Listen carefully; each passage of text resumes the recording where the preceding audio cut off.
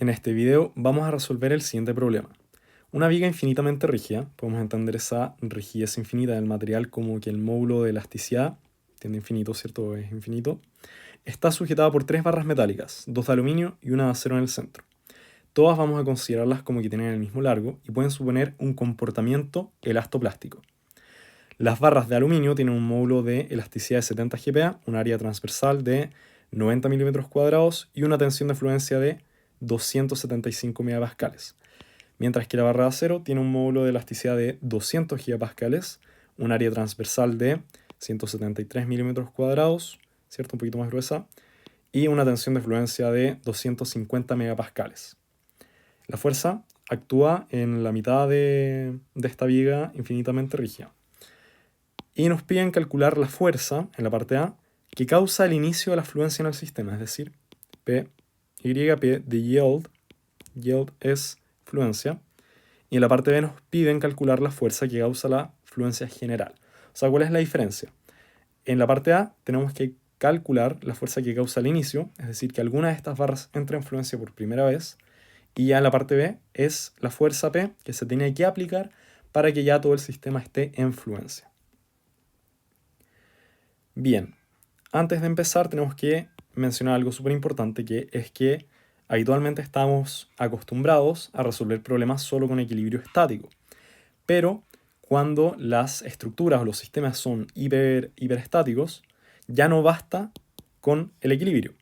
Y eso es donde, o es ahí donde entra en juego la mecánica de los materiales. Y hace uso de un método que es el método de los tres pasos para resolver problemas que son hiperestáticos. Entonces el primer paso es equilibrio, el segundo paso es la compatibilidad geométrica, es decir, va a tener que ver con la geometría de las deformaciones y las fuerzas en el sistema. Y luego vamos a tener el tercer paso, que es la relación de las fuerzas aplicadas y las deformaciones producidas. Ahí vamos a ir viendo, obviamente, todo esto en acción, o sea, es mucho más fácil verlo con el ejemplo. Y no necesariamente este es el paso 2 y este es el paso 3, o sea, o el paso 1, sino que son intercambiables. Pueden, digamos, desarrollarse en distinto orden. Entonces, en la pregunta A tenemos que calcular la fuerza que causa el inicio de la fluencia del sistema. Y para eso vamos a ocupar, entonces, primer paso, equilibrio. Mi recomendación es que en este tipo de problemas el equilibrio se hace en la viga que es infinitamente rígida. Y en esta viga, ¿cierto? Tenemos que recordar, o podemos escribir que son tres barras las que están oponiéndose a la acción de la fuerza P. Por lo tanto, tendríamos tres fuerzas que corresponderían a las barras de aluminio y a la barra de acero del centro, y también la fuerza P, digamos, en sentido opuesto. Digamos que esta fuerza quiere tirar la barra hacia abajo y como reacción en la viga tenemos estas fuerzas.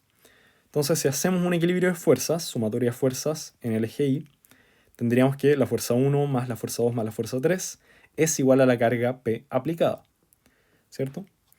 Y podemos entender que por la simetría que tiene el problema, como la carga P es aplicada en la mitad de esta viga infinitamente rígida, la fuerza 1 y la fuerza 3, ya que ambas son de las barras de aluminio, son iguales.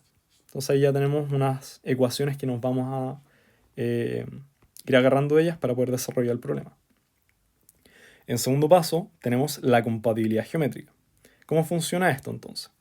Tenemos que entender que la viga, ¿cierto?, está sujetada a estas tres barras, la de aluminio, la de acero y la otra de aluminio. Y la deformación que se va a producir por la acción de esta fuerza P, porque ahora estamos considerando que los elementos se deforman, ¿cierto? Por la acción de la fuerza P, lo que se va a deformar van a ser las barras de aluminio y acero. La viga, que es infinitamente rígida, se va a mantener igual, porque es, como lo dice su nombre o su propiedad, es infinitamente rígida. No se va a doblar, no va a bajar así, no va a bajar así, sino que va a bajar de una manera horizontal, y esto se debe a la simetría que tiene el problema, ¿cierto? La carga P es aplicada al medio, y por lo tanto, las barras de aluminio, acero y la otra de aluminio, van a bajar cada una distancia o un largo delta 1, delta 2 y delta 3. Así las enumeré ya que así le había puesto a cada fuerza. Y como se deforman equitativamente, porque esa es la compatibilidad geométrica, darse cuenta de que el sistema se deforma simétricamente, o el sistema, digamos que por la simetría que tiene, va a hacer que la barra, que es infinitamente rígida, baje de manera horizontal. Por esa simetría tendremos que las deformaciones en cada una de las barras deberían ser lógicamente iguales, ¿cierto? No tiene sentido que si la fuerza se aplica al medio, la viga infinitamente rígida baje así, o se guatee, porque al ser infinitamente rígida, baja de una manera completamente horizontal y todas las barras de aluminio y de acero se deforman equitativamente. Entonces vamos a llamar a toda esta deformación simplemente como delta. Y ahora vamos al tercer paso, que es la relación entre las fuerzas aplicadas y la deformación producida, ¿cierto? Entonces, ¿qué es lo que se deforma? Las barras de aluminio y acero. Entonces tenemos que relacionar las fuerzas en estas barras con su deformación. Y esta es la ecuación, ¿cierto? Que podemos entenderla como la ley de Hooke. Recordemos que era fuerza K por X. Esa es la ley de Hooke que quizás podemos recordar de mecánica del resorte. Acá tenemos algo súper parecido, pero en versión barra, ¿cierto? Tenemos las propiedades de la barra, A, módulo de elasticidad, y el largo, A es el área. Y esta puede interpretarse como la rigidez de la barra, una deformación que puede ser el X, y la fuerza aplicada. Entonces, solamente una analogía para que se entienda mejor, pero esta es la fuerza aplicada en la barra, esta es la deformación que se produce, y estas son las propiedades que digamos que nos dicen, según el área de la barra, según el módulo de elasticidad, según el largo que tenga la barra, cuánto se va a deformar, ¿cierto? Producido esa fuerza. Bien, entonces podemos recordar del equilibrio que teníamos que la fuerza 1 era igual a la fuerza 3. Por lo tanto, escribiendo esto aquí, podríamos decir que el área, ¿cierto? Esto era el aluminio. El área de el aluminio por el módulo de elasticidad del aluminio sobre el largo de la barra o de las barras de aluminio, ¿cierto? Por delta. Porque sabemos que se va a formar delta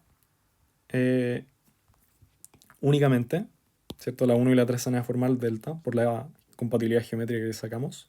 Y de igual forma tenemos que la fuerza 2, que era el acero, o la fuerza en la barra de acero, el área del acero por el módulo de elasticidad del acero sobre el largo de la barra de acero. Y sabemos que se deforma delta. Entonces, despejemos esto en términos de delta, ya que tenemos dos ecuaciones, ¿cierto? Que las sacamos de la relación fuerza-deformación, pero ambas, ¿cierto? Relación fuerzas que pueden ser distintas. La fuerza en esta barra de acero no va a ser igual que las fuerzas de aluminio, pero sabemos que se van a deformar lo mismo. Entonces despejemos delta e igualemos las ecuaciones. Entonces escribamos que por un lado tenemos que la fuerza 1 o la fuerza 3 da lo mismo, son iguales, multiplicado por el largo de la barra de aluminio, partido por el área de la barra de aluminio, que son 90 milímetros cuadrados, multiplicado por el módulo de elasticidad del aluminio, que son 70 gigapascales, que está haciendo Max. Estoy despejando este término acá. Todo esto es igual a el delta. Y por otro lado, nosotros también podemos despejar el delta en la segunda ecuación, que va a ser que la fuerza 2 multiplicado por el largo de la barra de acero por el área de la barra de acero abajo, ¿cierto? Y multiplicado por el módulo de elasticidad, que son 200 GPa, un valor típico para un acero, nos da ese resultado. Y tenemos que el largo de las barras por enunciado son iguales. Nos dice que todas las barras miden lo mismo, por lo tanto ese término lo podemos tachar. Y con esto vamos a llegar a una relación, ¿cierto? De esta ecuación de acá tiene que ser igual a esta ecuación de acá, porque están relacionadas por esta deformación delta. Y a lo que llegamos es que la fuerza 1 es 63 partido en 3,46 veces la fuerza 2. Y esto es a lo que nosotros queremos llegar en este tipo de ejercicios, a una relación en las fuerzas, porque eso después nos ayuda a resolver el equilibrio que planteamos en un principio. Entonces, antes de hacer cualquier cosa también, debemos preguntarnos cuánta fuerza se necesita para provocar la fluencia en las barras, porque eso es lo que nosotros estamos apuntando. ¿Cuál es la fuerza P que se aplica en el sistema? ¿Cierto? Esta fuerza P se va a distribuir en las tres barras. Por ejemplo, si se aplican 100 kilonewtons, la fuerza P, la fuerza en las barras no van a ser 100, 100 y 100, sino que se va a distribuir de alguna forma. Y nosotros queremos saber cuánta fuerza en cada barra provoca la fluencia. Entonces, para las barras de aluminio, vamos a ocupar esta ecuación de acá, que es que la tensión es fuerza partido en área. Nosotros podríamos escribir que con una tensión de fluencia por un área va a haber una fuerza de fluencia relacionada, ¿cierto? Esta no es la carga P, sino que es la fuerza que siente la barra de aluminio. Pongámosle un 1,3 porque la 1 y la 3 son del aluminio. Entonces, nosotros podemos conocer este valor. Podemos conocer cuál es la fuerza que debería sentir la barra de aluminio con tal de que esté en fluencia según el área que tenga. ¿Por qué? Porque conocemos esta propiedad universal del aluminio, que es la tensión de fluencia. Entonces, 275 megapascales, ¿cierto? Esta es la tensión de fluencia, por el área de la barra de aluminio, que son 90 milímetros cuadrados, va a dar un resultado de 24.750, si es que no me equivoco, megapascales. Y aquí es donde entra una cosa súper importante, que es que los megapascales, voy a escribirlo acá, como MPa, son iguales a Newton partido en milímetro cuadrado. Y esto por los milímetros de abajo, ¿cierto? Nos va a quedar que estos son newtons. Y obviamente nosotros queremos escribir algo más acotado, por lo tanto dividimos por 1000 y nos quedan kilonewtons. Entonces lo mismo vamos a hacer para la barra de acero. Calcular, según el área que tenga esa barra, cuál sería la fuerza que debería experimentar la barra, que es necesaria aplicarle para que entre en fluencia. Y de esta manera nosotros obtendríamos un resultado de 250 megapascales era la tensión de fluencia del acero en este caso, por el área de esta barra en particular, ¿cierto? Y nos da un resultado de que la barra de acero debería soportar una carga de 43.25 kilonewtons. Estoy haciendo esto un poco del resultado que tengo. Y claro, esta es la fuerza que debería sentir la barra de acero o de aluminio para que esté en fluencia. Pero estas no son la carga P, ¿cierto? La carga P puede ser mucho mayor, puede ser 100. Y se va a distribuir de forma que la barra de aluminio o la barra de acero tengan una fuerza interna, que es F1, F2, F3. Y esa fuerza, digamos que están acá, son las fuerzas que le causan la fluencia. Entonces, entendamos mejor este concepto con lo que viene, que es que sabemos cuánto aguantan las barras por separado, ¿cierto? Es lo que calculamos acá, antes de entrar en fluencia, y la relación entre las fuerzas del sistema. Entonces, juntemos estas dos cosas, sabiendo la resistencia que tienen las barras, y también sabiendo cómo se relacionan esas fuerzas entre sí, podemos ver cuál de las barras, para una carga P aplicada, va a entrar en fluencia primero. Recapitulando, entonces habíamos calculado que esta era la relación entre las fuerzas. También sabemos que la fuerza 1 es igual a la fuerza 3 por la simetría que tiene el problema, porque ambas son de aluminio. Y también calculamos la fuerza de fluencia para cada barra. Entonces es importante que nosotros entendamos que esto se puede ver de dos formas. Supongamos que se aplica una fuerza P, ¿cierto? Imaginemos una fuerza bien grande de 100, qué sé yo, tal que esta fuerza se redistribuya entre las barras, ¿cierto? Causando que el aluminio se lleve una parte y que el acero se lleve otra parte de esa fuerza.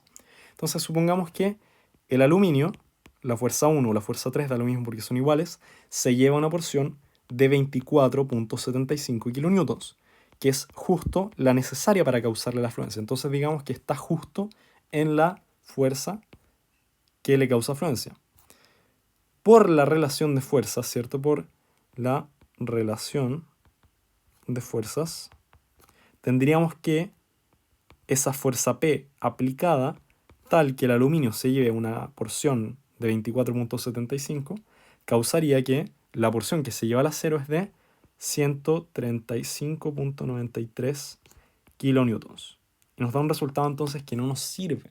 ¿Por qué no nos sirve? Porque cuando el aluminio recién está entrando en fluencia, que la fuerza 1 igual a la fuerza 3, recordemos, está justo en la fuerza de fluencia, el acero ya entró en fluencia hace rato. Tiene una carga mucho mayor que la que le causa la fluencia.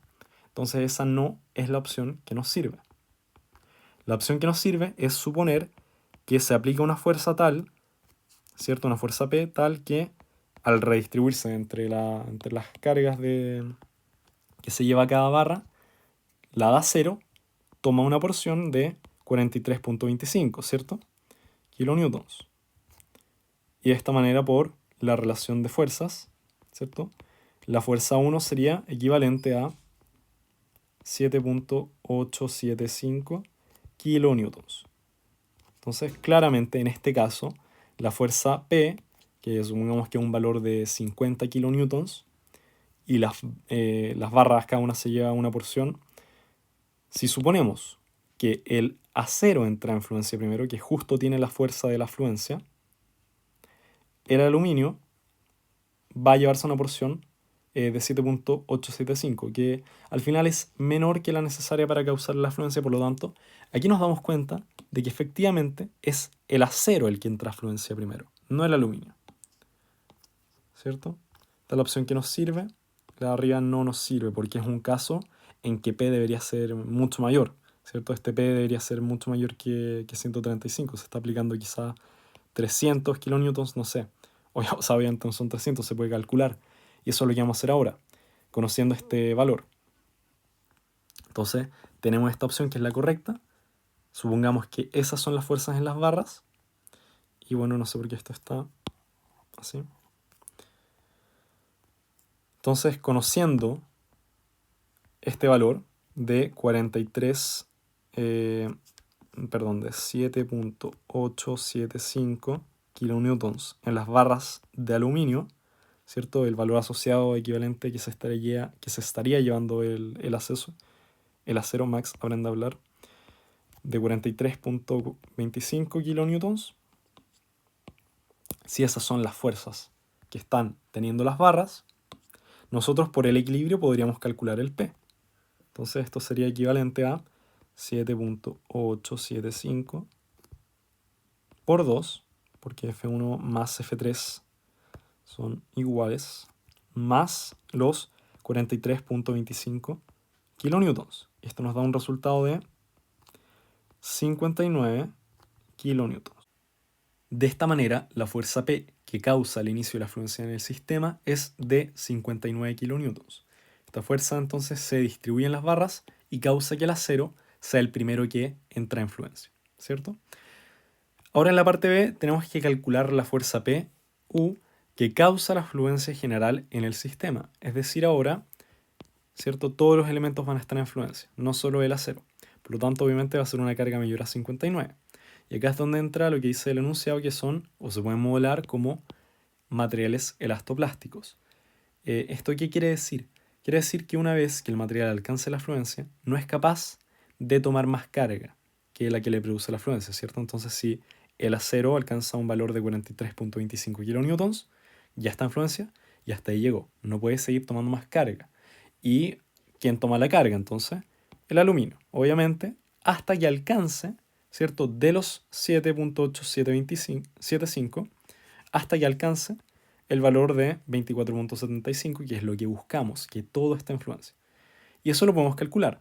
La diferencia a la barra de aluminio, entonces, le hace falta, ¿cierto? Si queremos llegar a 24,75 y actualmente cada barra tiene 7,875, la diferencia sería 16,875 kilonewtons por cada barra. Entonces, como son dos barras, 2 por 16,875 kilonewtons. Y a esto tenemos que sumárselo a el valor de la carga P antigua.